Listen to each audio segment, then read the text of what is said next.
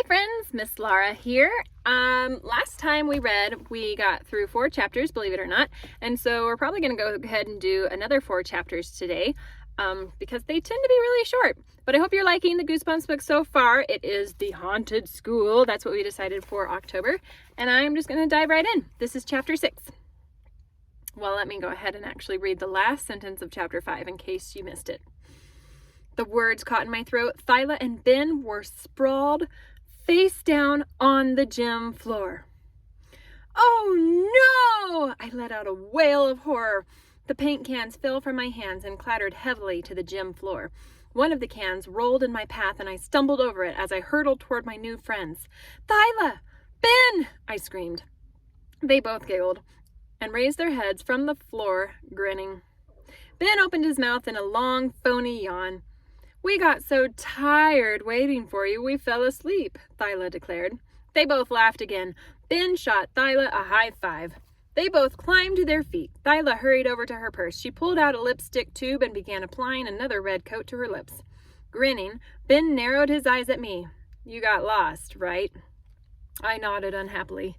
"Yeah, so?" "Big deal," I muttered. "I win the bet," Ben cried happily. He held out a hand to Thyla. "Pay up." "Whoa, I don't believe you two," I exclaimed. "You bet on whether I got lost or not?"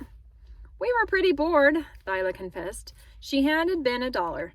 He shoved it into his jeans pocket. Then he glanced up at the big scoreboard clock. "Oh, wow," he cried. "I'm late. I promised my brother I'd get home by 5. He ran to the bleachers and started gathering up his backpack and jacket. "Hey, wait," I called. "I want to tell you what I saw upstairs. I mean, it was so weird. Later," he said, pulling on his jacket as he jogged toward the double doors. "But what about the red paint?" I cried. "I'll drink it tomorrow," he shouted. Then he disappeared out the doors. I watched them bang shut, then I turned to Thyla. "He's pretty funny sometimes," she said. "I mean, sometimes he makes me laugh." "Ha ha," I muttered. I picked up the cans of red paint and carried them over to our banners on the floor. "Sorry it took me so long," I told her, but she was brushing some kind of makeup onto her eyelids. "You saw something weird upstairs?" she asked, glancing over at me, over the little round mirror at me, which she held in her free hand. "Well, first I ran into the hall and knocked over this weird girl," I told her. Thyla narrowed her eyes at me. "What weird girl?" "I don't know her name," I replied.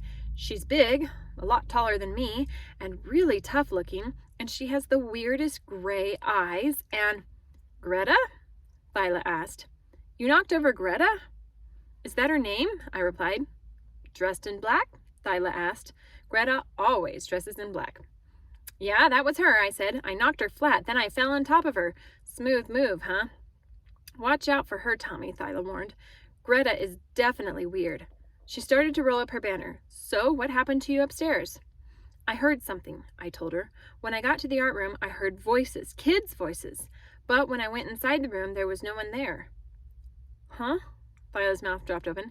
"You heard them?" she stammered. I nodded. "You really heard them?" "Yes. Who were they?" I demanded. "I kept searching for them all over the 3rd floor. I heard them, but I couldn't see them. And then, Mrs. Borden—" I stopped. I stopped talking when I saw that Thyla had tears in her eyes. "Hey, what's wrong?" I asked. She didn't answer me. She spun away and ran from the gym. A few days later, Thyla had a run-in with Greta, and it almost turned violent. It was Thursday afternoon. Mr. Devine, our teacher, received a message from the office. He read the message a few times, moving his lips as he read. Then, muttering to himself, he left the room. It was near the end of the school day. I guess everyone was tired of sitting in school. We were all ready to break out of there. So, as soon as Mr. Devine disappeared, everyone kind of exploded. I mean, guys jumped up and started running around the room, doing funny dance moves and just goofing. One kid turned on a boom box he had hidden under his desk and cranked the music up. Some girls were laughing wildly about something in the back of the room, tossing their heads and slapping their hands on their desks. I sit in the back row, since I'm a new kid. Ben was absent. I think he had a dentist appointment or something. So, since I didn't really know anyone else yet, I was sort of left out of all the fun. I tapped my hand to the music and pretended I was having a good time, but actually I felt kind of awkward and lonely. And I secretly wished that Mr. Devine would come back so that things would return to normal.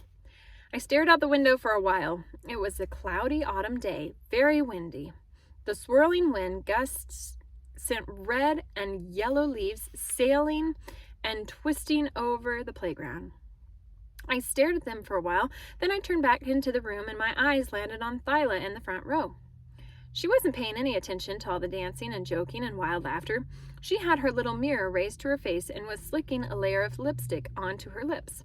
I waved and tried to get her attention. I wanted to know if she and I were going to work on decorations after school in the gym. I tried calling to her, but she couldn't hear me over all the noise.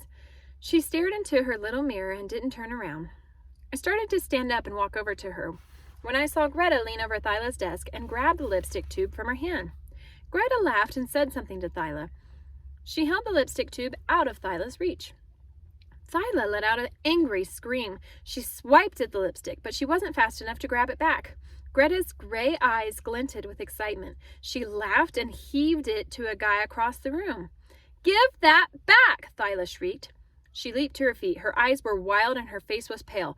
"Give that back! Give it! Give it!" With a furious growl, Thyla dove across the row of desks and tried to tackle the boy. Laughing, he dodged away from her and tossed the tube back to Greta. The metal tube hit a desk and bounced onto the floor. Thyla hurtled herself to the floor, grabbing at it wildly with both hands. I was halfway to the front of the room. As she and Greta wrestled on the floor for the lipstick, I gaped at Thyla in shock. What is the big deal? I wondered. Why is she so desperate to get that tube back? It's only lipstick after all. The other kids were watching the struggle. I saw the girls at the back of the room laughing at Thyla. They were the ones who had teased her about wearing makeup. Some kids cheered as Greta came up with the lipstick. She raised it in her big fist.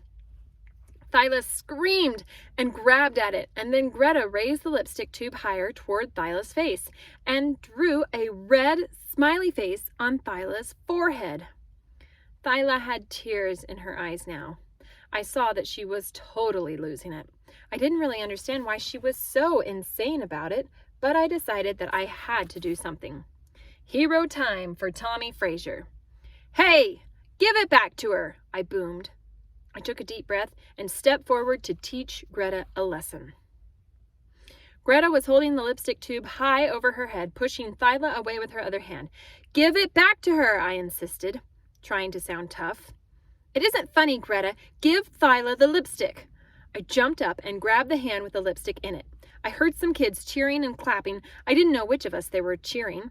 Using both hands, I started to pry the tube from Greta's big hand, and that's when Mr. Devine returned to the room. "What's going on?" he demanded. I turned to see him glaring at me through his round, black frame glasses. I lowered my hands from Greta's fist. The lipstick tube dropped to the floor. It rolled under Thyla's desk. With a tiny cry, she dove for it. "What's happening in here?" Mr. Devine moved quickly to the front of the room. "Tommy, why are you up here?" the teacher demanded. Behind his thick glasses, his eyes looked as big as tennis balls. "Why did you leave your seat?" "I was just, getting something," I choked out.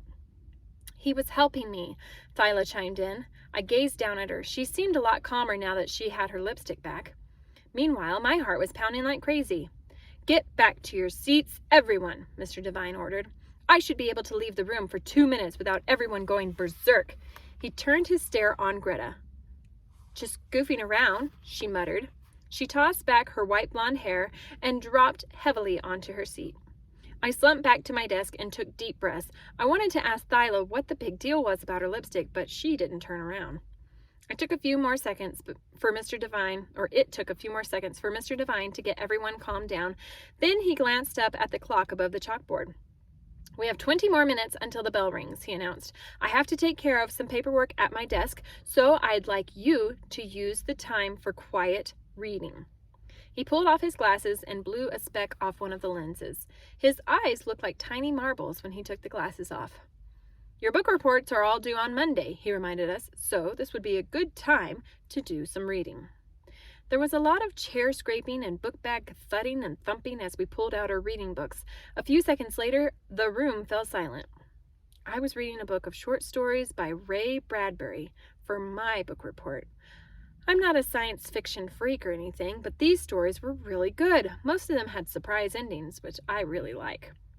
I tried to concentrate on the story I was reading. It was about these kids who live on a planet where it never stops raining. A very sad story. They never ever see the sun shine, and they can never go outside to play. I read a couple of pages, and then I nearly dropped the book when I heard a voice. A girl's voice. Very soft, but very near. "Please, help me," she cried. "Help me." Startled, I slammed the book shut and glanced around. Who said that? My eyes landed on Thyla. Was she calling to me?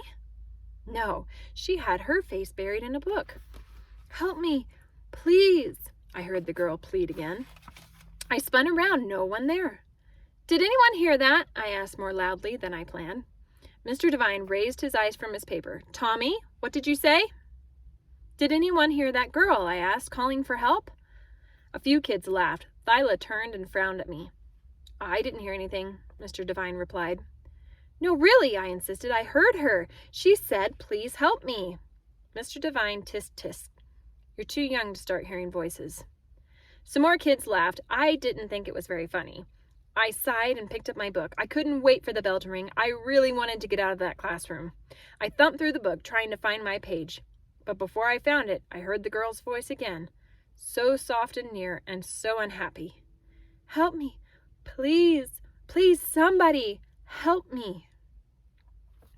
On the night of the school dance, Ben, Thyla, and I got to the gym early. With only an hour to go, we were busily putting the finishing touches on the decorations. I thought it all looked pretty great. We had banners strung out in the hall outside the gym, and 2 big banners in the gym proclaiming "Bell Valley Rocks" and "Welcome Everyone." We tied huge bouquets of helium balloons to the 2 basketball hoops. The balloons were all red and black, of course, and we had red and black crepe paper streamers on the walls and all over the bleachers. Thyla and I had spent days painting a big poster of a bison giving the thumbs up sign. Underneath the bison it said, "Bisons rule," in red and black letters. Thyla and I aren't very good artists. The bison didn't really look much like the photos of bisons we found in books. Ben said it looked more like a cow that had been sick for a very long time. But we hung the poster up anyway. Now the 3 of us were arranging a red and black crepe paper tablecloth over the refreshment table. I glanced up at the scoreboard clock. 7:30. The dance was scheduled to start at 8. "We still have a lot to do," I said. Ben tugged the end of his paper tablecloth too hard. I heard a soft ripping sound. "Oops," he said. "Anybody bring tape?" "It's no problem," Thyla told him. "We'll just cover the torn part with soda bottles or something." I glanced at the clock again. "When is the band supposed to arrive?" "Any minute," Thyla replied. "They were supposed to get here early to set up." Some kids formed a band called Grunt. It was sort of a strange band, 5 guitar players and a drummer. I heard some kids saying that 3 of the guitar players didn't really know how to play. But Mrs. Borden asked them to perform a few songs at the dance. It took us quite a while to get the tablecloth straight. It wasn't quite big enough for the table.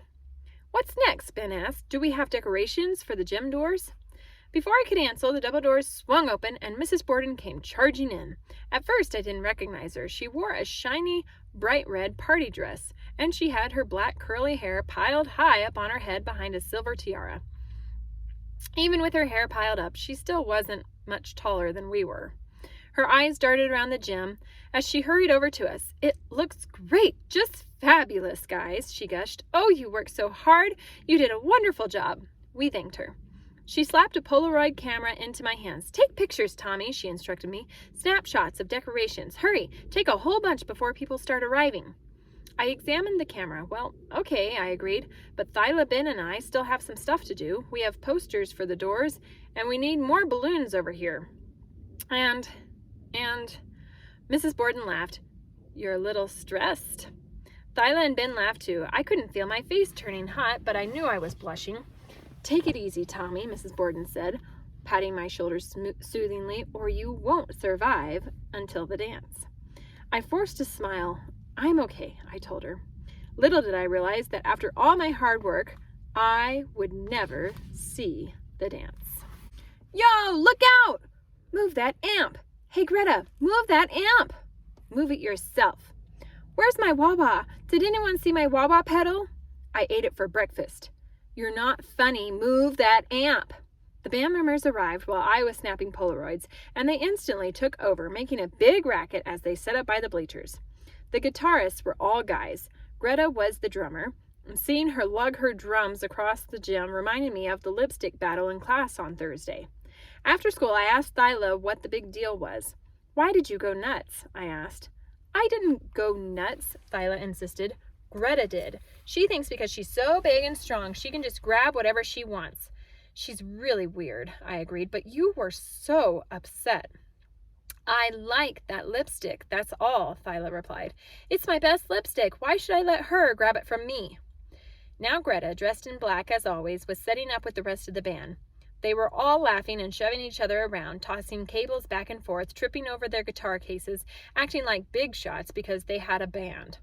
A few other kids started to arrive. I recognized 2 girls who were ticket takers, and a couple of kids from the refreshment committee who had started complaining that somebody ordered only Mountain Dew and no Coke.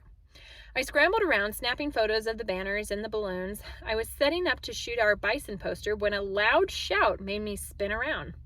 I saw Greta and one of the guitar players pretending to have a duel with the guitars. The other band members were laughing and cheering them on. Greta had picked up one of the guitars. She and the other guy raised their guitars high over their heads and came charging at each other. No, stop, I screamed. Too late. Greta's guitar ripped right through the Bell Valley Rocks banner, tore it in 2. I let out a loud groan as the 2 halves of the banner drooped to the floor. I turned and saw the unhappy faces of Thyla and Ben. Hey, sorry about that, Greta called. Then she burst out laughing. I hurried over to the wrecked banner and picked up one end, and Thyla and Ben were right behind me. What are we going to do? I cried. It's ruined. We can't just leave it here hanging over the floor, Thyla said, shaking her head. We need it, I declared. Yeah, it's our best banner, Thyla agreed. Maybe we can tape it back together, I suggested. No problem. We'll tape it together, Ben said. Come on, Tommy. He grabbed my arm and started to pull me. I almost dropped Miss Borden's Polaroid. Where are we going? I demanded. Up to the art room, of course, Ben replied. He started jogging to the double gym doors, and I followed. It won't take long to tape it together, I thought. Then we'll get a ladder from the janitor's closet and we'll hang it back up. We stepped out into the hall and I stopped. Kids were arriving for the dance, hurrying to the gym. We don't have time to fix the banner, I told Ben. We'll hurry, he said. No problem. But the art room is way up on the 3rd floor, I sputtered. By the time we get all the way back down to the gym. Relax, Ben said. It won't take that long. If you'd stop complaining, come on, let's go. Ben was right. I started running down the hall. Kids were pouring into the gym. I knew we had to hurry. Hey, not that way, I heard him calling. You're going the wrong way, Tommy. I know where I'm going, I called back. I went this way last time. I ran to the end of the hall and turned a corner. Tommy, stop, Ben called. It's up this way, I called back to him. This way is faster, I know it. But I was wrong. I should have listened to Ben. A few seconds later, the hall ended at a boarded-up wall. See? Cried Ben breathlessly. What is your problem? The stairs are back there. Okay, I made a mistake, I told him. I wanted to hurry, that's all. But you don't know where you're going, he said angrily. Remember, Tommy, you need a road map to find your toes. Very funny, I muttered. I gazed around. Where are we? I don't know. I can't believe I followed you. Ben was annoyed. He banged both fists against the boarded-up wall. Hey! We both cried out as the rotted old boards broke away. Startled, Ben stumbled forward and crashed right through the boards. They splintered and fell to the floor, and he fell on top of them. Oh, wow. I bent to help him up. Check this out, I said, peering down in a dark hall. This must be the old school building, the building they closed off. Thrills and chills, Ben muttered. He groaned and rubbed his knee. I scraped my knee on those boards. I think it's bleeding. I took a few steps into the dark. This school has been closed off for 50 years, I told him. We're probably the first kids in here since then. Remind me to write that in my diary, Ben growled, still rubbing his knee. Are we going to the art room or what? I didn't answer him. Something on the wall across from us caught my eye. I walked over to it. Hey, Ben, look, an elevator. Huh? He hobbled across the hall toward me. Do you believe it? I asked. They had an elevator in the old school. Those kids were lucky, Ben replied. I pressed the button on the wall. To my surprise, the door slid open. Whoa! I peered inside. A dusty ceiling lamp clicked on, sending pale light down through the metal car. It's on, Ben cried. It's working. Let's take it to the 3rd floor, I urged. Come on. Why should we walk up all those stairs? But, Ben held back. But I grabbed his shoulders and pushed him inside the elevator and followed him in. This is great, I exclaimed. I told you I knew how to get there. Ben's eyes darted nervously around the narrow gray elevator car. We shouldn't be doing this, he murmured. What could happen? I replied. The doors closed silently. That's the end of chapter 10. So we went from chapter 6 to the end of chapter 10, and that's where I'm going to stop today. I'll see you guys later.